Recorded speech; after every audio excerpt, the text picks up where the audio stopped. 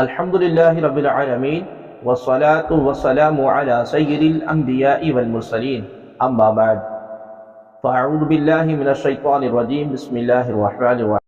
नाज़रीन मुहतरम, कुछ ॾींहंनि खां वठी करे असां अक़ाइद अहले सुन्नत जे मौज़ू ते गुफ़्तगू कयूं पिया ऐं असां ख़तम यानी ईसाले सवाब जे मुतालिक़ असांजी गुफ़्तगू हले पई।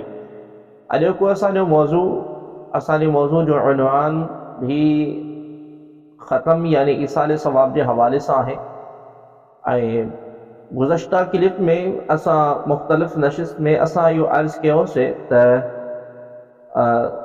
ईसाले सवाब जे लाइ जेके उन जा जुज़्व आहिनि, दुआ ऐं दुरूद शरीफ़ पढ़णु, अल्लाह जो ज़िक्र करणु, क़ुरान शरीफ़ जो ख़तम पढ़णु, इहे ईसाले सवाब जा जुज़्व आहिनि। ऐं अहिड़े तरीक़े सां दुरूद शरीफ़ खां पोइ जेको आहे फ़ौत शुदा लाइ दुआए बख़्शिश कई वेंदी आहे, यानी क़ुरान पाक जो ख़तम पढ़ियो वञे, ज़िक्र अज़कार कयो वञे, नबी पाक सल्लल्लाहु अलैहि वसल्लम ते दुरूद सलाम जो नज़रानो पेश कयो वञे। उन खां पोइ जेको आहे उहा दुआए बख़्शिश कई वेंदी आहे। लिहाज़ा इन दुरूद शरीफ़ जे जाइज़ हुजण जो सबूत बि क़ुरान और हदीस मां असां अॼोकी नशिस्त में पेश कयूं था। मसलन ॾिसो, क़ुरान पाक में अल्लाह तबारक व तआला इरशाद फरमाए थो, वल्लज़ीना जाऊ मिन बअदिहिम यक़ूलूना रब्बना इग़फिर लना व लिइख़वानिना अल्लज़ीना सबक़ूना बिल ईमान वला तजअल फ़ी क़ुलूबिना ग़िल्लन लिल्लज़ीना आमनू रब्बना इन्नका रऊफ़ुर रहीम। यानी ऐं असांजा रब असांखे बख़्श ऐं असांजे उन्हनि भाइरनि खे जिन असां खां पहिरियां ईमान आंदो ऐं असांजे दिलनि मां ईमान वारनि जे लाइ कीनो न रख। ॿी आयत करीमा में अल्लाह तबारक व तआला इरशाद फरमाए थो, रब्बना इग़फिर ली व लिवालिदैया व लिलमुमिनीना यौम यक़ूमुल हिसाब।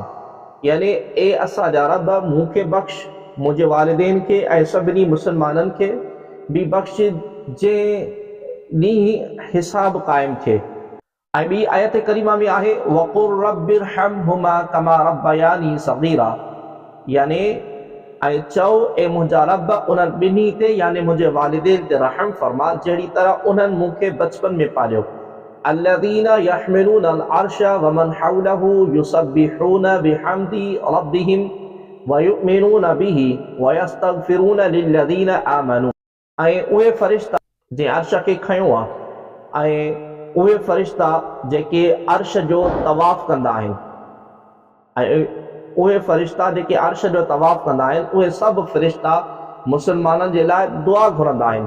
हदीस शरीफ़ में आहे, अन आइशा अन नबी सल्लल्लाहु अलैहि वसल्लम क़ाल मा मिन मय्यतिन तुसल्ली अलैहि उम्मतुन मिनल मुस्लिमीना यबलुगूना मिअतन कुल्लुहुम यशफ़अू फ़ीहि बहवाला सही मुस्लिम किताबुल जनाइज़ हदीस 2198।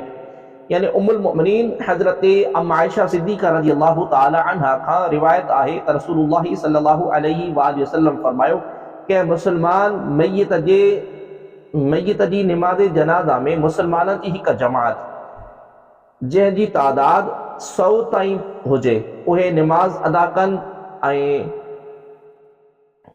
उहे उन लाइ शिफ़ाअत कनि, यानी शिफ़ाअत जी दुआ कनि त उन्हनि जी दुआ क़बूल कई वेंदी।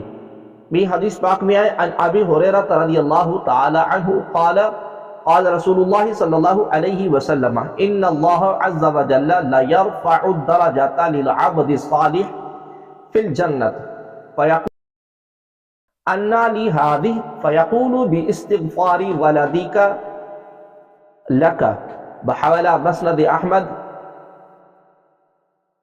हदीस 10610। ऐं मिशकातुल मसाबी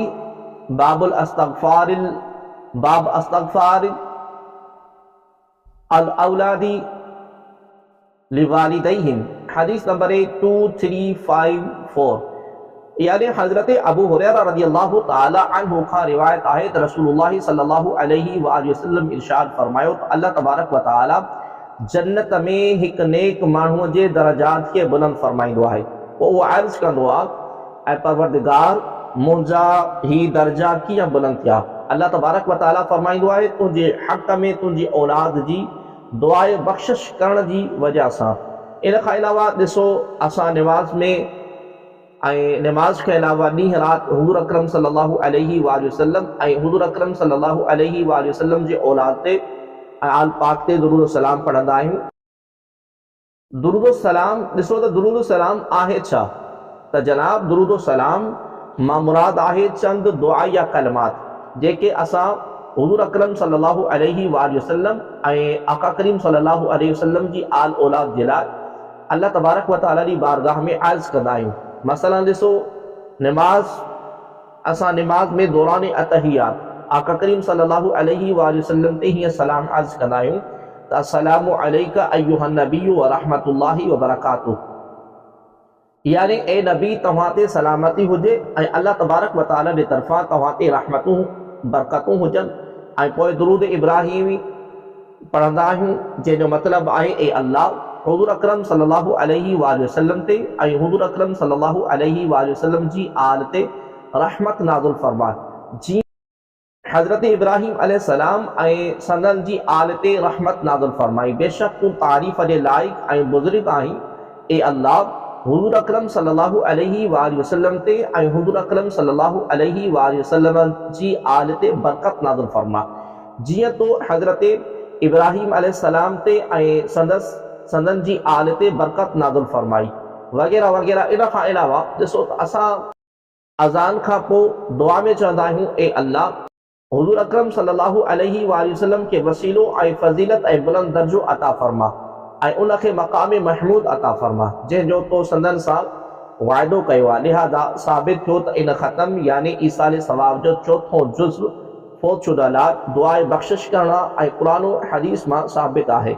के बि दुनियावी शेर न पढ़िया वेंदा आहिनि अखियूं खोले ॾिसो, बल्कि ख़ुदि आका करीम सल्लल्लाहु अलैहि वसल्लम जी ज़ात मुबारका ऐं संदन जी आल औलाद लाइ दुरूद सलाम सां अल्लाह तबारक व तआला जी बारगाह में दुआ या कलमात अर्ज़ कंदा आहियूं।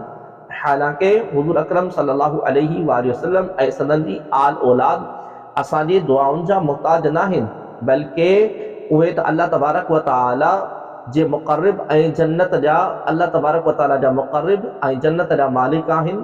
बल्कि पूरी उम्मत संदन जे सदक़े में जन्नत में वेंदी, लेकिन पोइ बि उम्मत क़यामत ताईं संदन ते दुरूद सलाम जा तोहफ़ा मोकिलींदी रहंदी।